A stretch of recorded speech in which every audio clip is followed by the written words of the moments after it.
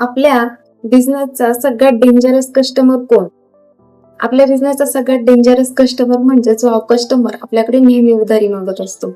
बघा कसं असतं, ज्यावेळेस आपण बिझनेस चालू करतो त्यावेळेस आपण सर्वात आधी असा विचार करतो की आपण आधी रिलेशनशिप बिल्ड करू आणि मग त्यानंतर बघू. मग कस्टमर एखाद्या वेळेस जर बोलला आपल्याला की नाही मला उधार द्या 8 दिवसासाठी 15 दिवसासाठी, आपण देतो आपलं प्रोडक्ट. पण काय होतं याच्यामध्ये आपला कॅश फ्लो बंद होतं. म्हणजे जर तुम्हाला सेकंड ऑर्डर भेटली आणि जर तुम्हाला ती कंप्लीट करायची तर त्यासाठी तुम्हाला कॅश फ्लो राहत नाही. त्यामुळे विशेषतः स्मॉल ओनरने किंवा स्मॉल बिझनेस ज्यांनी स्टार्ट केलाय त्यांनी कधी उधार ठेवू नका. जे काही तुम्ही प्रोडक्ट सेल करणार असाल त्याचे लगेच चार्जेस घेत चला, डिलिव्हरी चार्जेस लगेच हे करा, पेमेंट लगेच घ्या. याने काय होतं, आपला कॅश फ्लो जो आहे तो खेळता राहतो आणि आपल्याला बिझनेसमध्ये प्रॉब्लेम्स येत नाही.